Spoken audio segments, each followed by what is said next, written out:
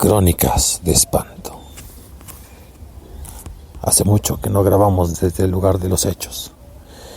Y en un rinconcito aquí del atrio completamente cerrado del Templo de la Soledad, en el bonito León, Guanajuato, voy a comentarles de una historia, una leyenda que se gestó hace poco más de 100 años en las inmediaciones de esta calle, de esta zona, a unos pasos del mercado. El templo con sus muros sirve de resguardo, sirve de refugio del mundanal ruido. Pero se dice que por las noches del año de 1900, justo una década antes del inicio de la Revolución Mexicana, por aquí caminaba un anciano vestido con una túnica blanca, extrañamente con los pies descalzos. Parecía alguien que pagaba una penitencia, como un alma en pena, y llevaba una campana que a veces sonaba, y para aquella época, una lámpara de aceite, y esa lámpara tenía dibujada una calavera por un lado y una cruz por el otro. Cuando sonaba el reloj de la noche en catedral, después de las 8, aparecía el animero, que así le dieron por llamarle, allá por el rumbo del Panteón Viejo, es decir, el mercado de la Soledad. Pero no aparecía simplemente así, sino que rezaba, cantaba, iba diciendo Ave María Purísima, sonando la campanita, caminando pues prácticamente por estas calles.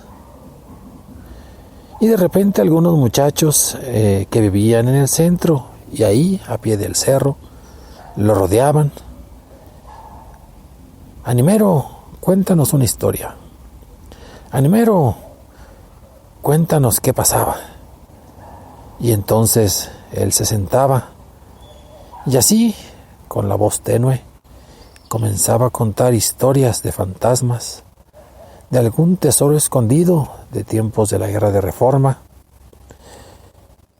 Curiosamente, los niños escuchaban medio atentos, medio no, pero después de haber sido congregados, sonaba su campana y decía: tengo que seguir mi recorrido, tengo que pagar mi deuda.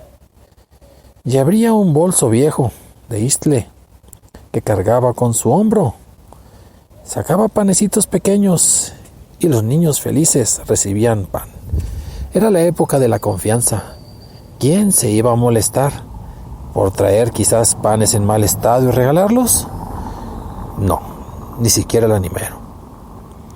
Y entonces se hizo costumbre, no todas las noches, algunas, que pasaba aquel hombre con su especie de hábito completamente blanco, tapado hasta la cabeza, como aquellos que en las procesiones del silencio están penando algo.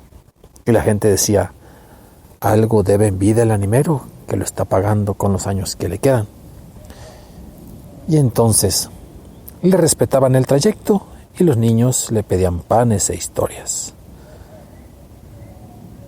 De repente el animero, donde sabía que había ocurrido algún asesinato, algún asalto, alguna muerte pasional, llegaba y con una especie de tiza o de gis trazaba una cruz ahí en el piso, en la pared.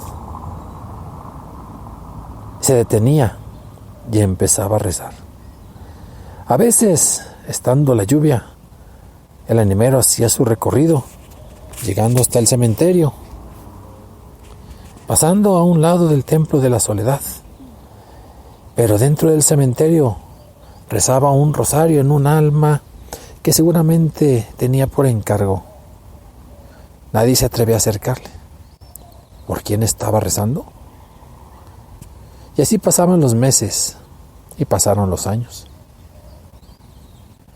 Y así como había llegado el animero a regalar panes, a contar historias, a rezar por los muertos ajenos y quizás a rezar por los muertos propios, desapareció. Y la gente se quedó extrañada. Se reunían en las noches en sus recorridos, se encaminaban al panteón, y la tumba en la que él rezaba era la de una persona que había muerto en plena juventud, a los 20 y tantos, y hacía unos 30 años.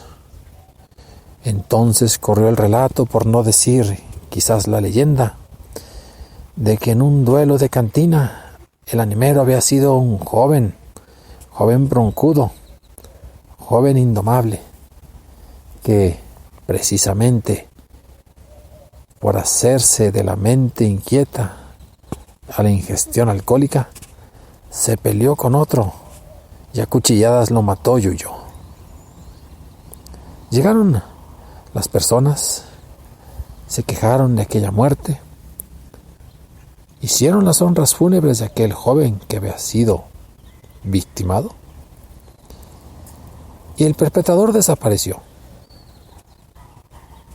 Para muchos quedaba claro que después de los años había regresado en la imagen del animero, que sentía que tenía que pagar hasta el final de sus días, con aquella suerte de penitencia, con ese recorrido un tanto macabro, pero también un tanto penitencial, que hacía por las zonas en las que en otra época estuvo la cantina, y que cuando él, ya como anciano, con aquella túnica blanca y capucha, recorría justo donde estuvo la cantina, donde asesinó a aquel inocente al calor de las copas.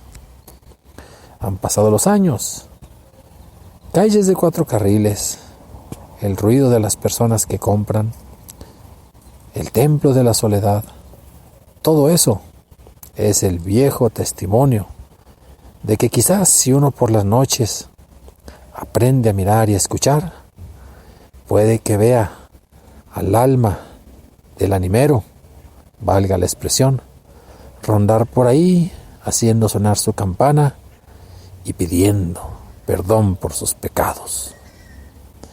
Esto fue Crónicas de Espanto. Que tengan bonito mes de diciembre.